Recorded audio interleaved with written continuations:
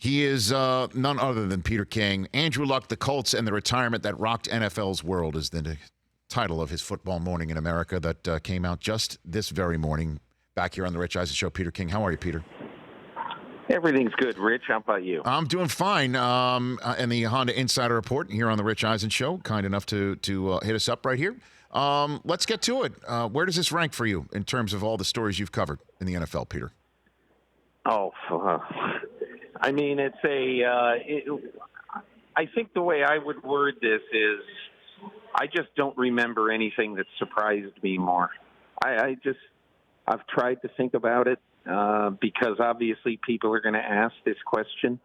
But I just don't think anything has surprised me any more than this. And having said all that, I also don't think that it is altogether unbelievable what he did because of the kind of person that Andrew Luck is. And really, I mean, as I wrote about it today, if you look at all of the people who you know, and who you know, Rich, personally, because obviously you know Andrew Luck, if you look at all the people you have known covering this game, this would be one of the guys who would least surprise you if he walked away from football, because it's a guy who majored in architecture at Stanford. It's a guy who had his own book club. It's a guy who every time I talked to him, I mean every time, there wasn't a single time that I talked to him that we didn't have a conversation about some book that one or the other of us had read or loved.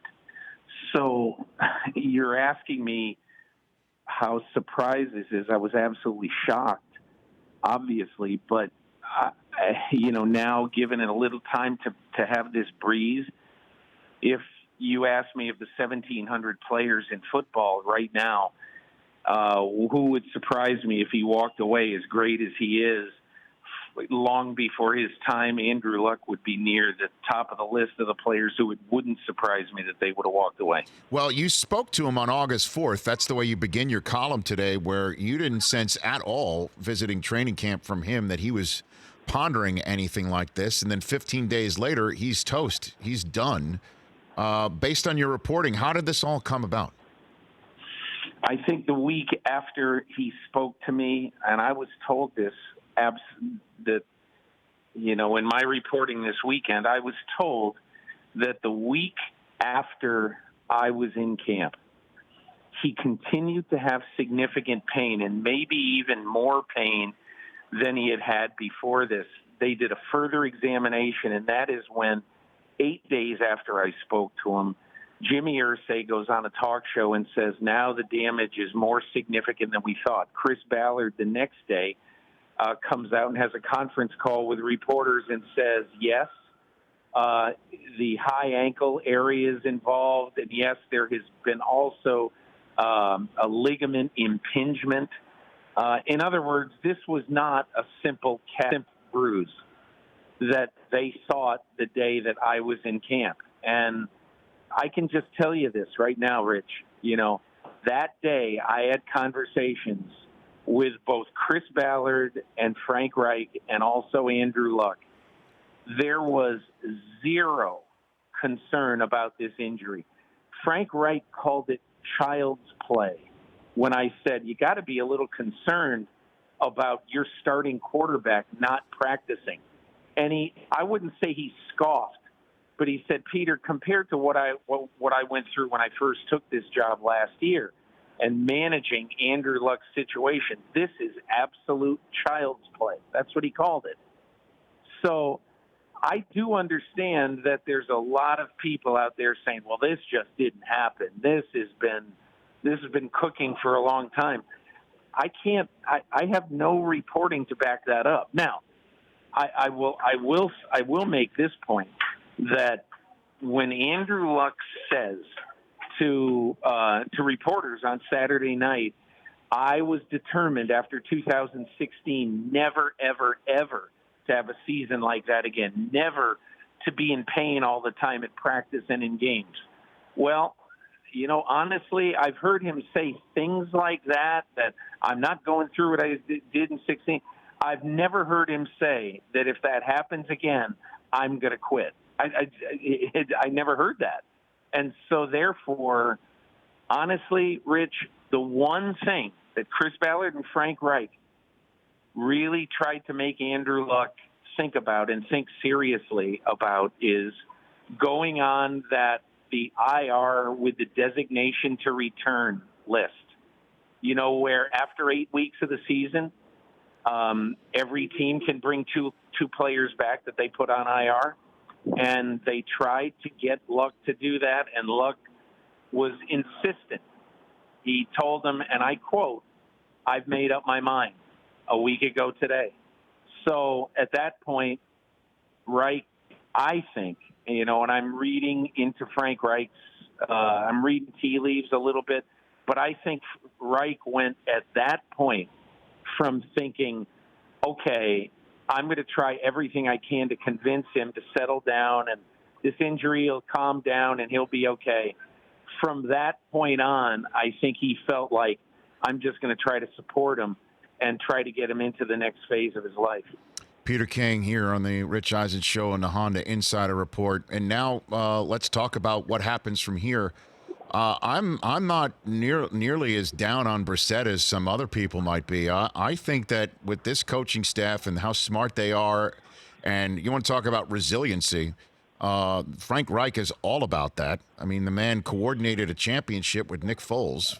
So he's all about the backup. To me, that this is just a narrative that maybe is waiting to blossom. Peter, what do you think? I spent some time last night and early this morning watching two of his games from 2017, one early in the season and one late. And if you watch Jacoby Ellsbury 3 weeks into what was then the Indianapolis Colts playbook, remember, Rich, Jacoby Ellsbury was traded from the Patriots to the Colts. You mean Brissett, on Labor Peter, Day right? weekend. Peter, you've said Ellsbury. I know you got the Red Sox, Yankees on the brain. Jacoby Ellsbury. I got Red Sox. By the way, on the brain. I think the Yankees could use maybe a little bit of Ellsbury for the first time in a few years, but I know what you're saying, though. But anyway, so I watched two of these Brissett games, and the one thing, look, after watching him when he had been into the playbook for only 3 weeks in 2017. Watch him against the Cleveland Browns and watch his presence on the field, his confidence and how he played. I can tell why Frank Reich is like the Cheshire Cat right now, and I could tell talking to him this weekend that he thinks the players are going to have a little something to them when they reported to work today, meaning that the players are thinking, okay, the outside world has given us up for dead. That's fine. We'll show them.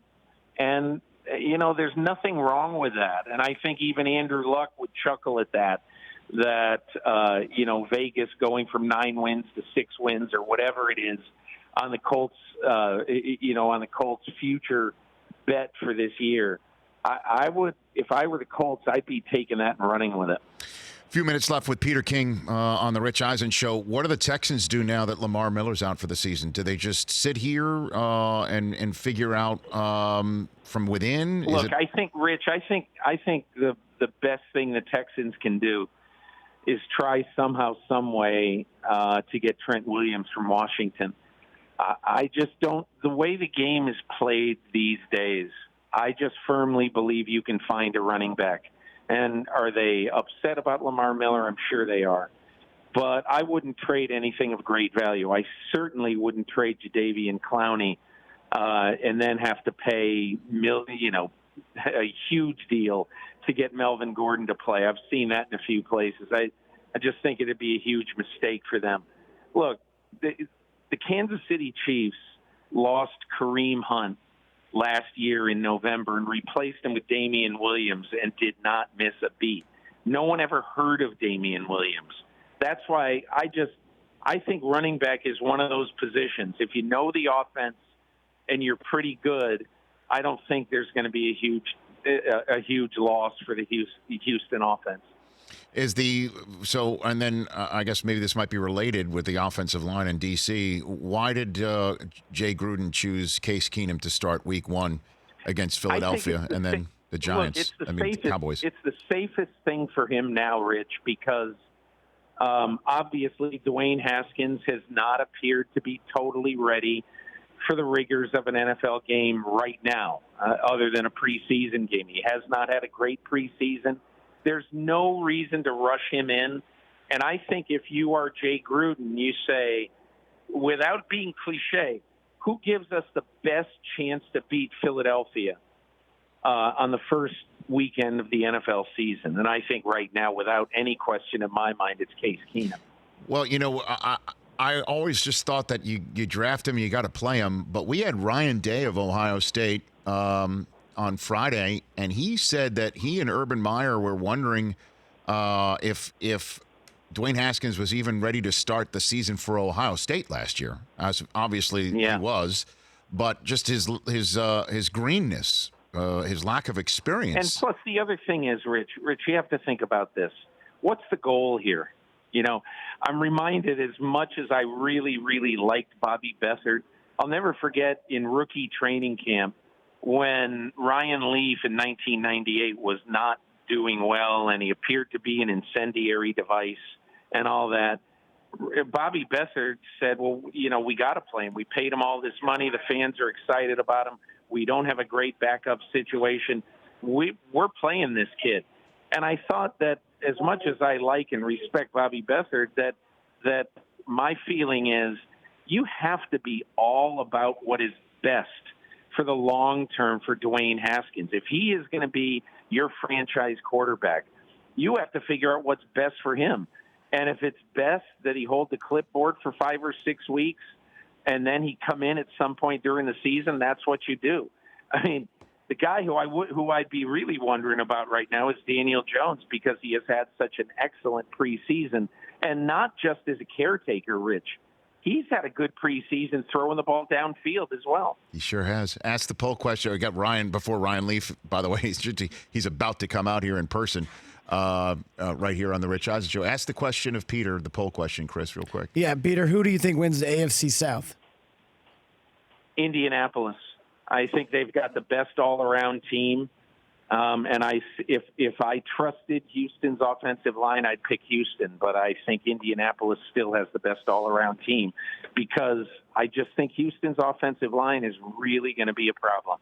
I hear you, and then I'm also thinking maybe St. Nick Foles is the real deal, and Jacksonville gets healthy. I mean, it's the most fascinating. It's the most fascinating division in football. I mean, the Titans won 9 games last year, and. Right. We're all talking about them like we're throwing them out with the trash.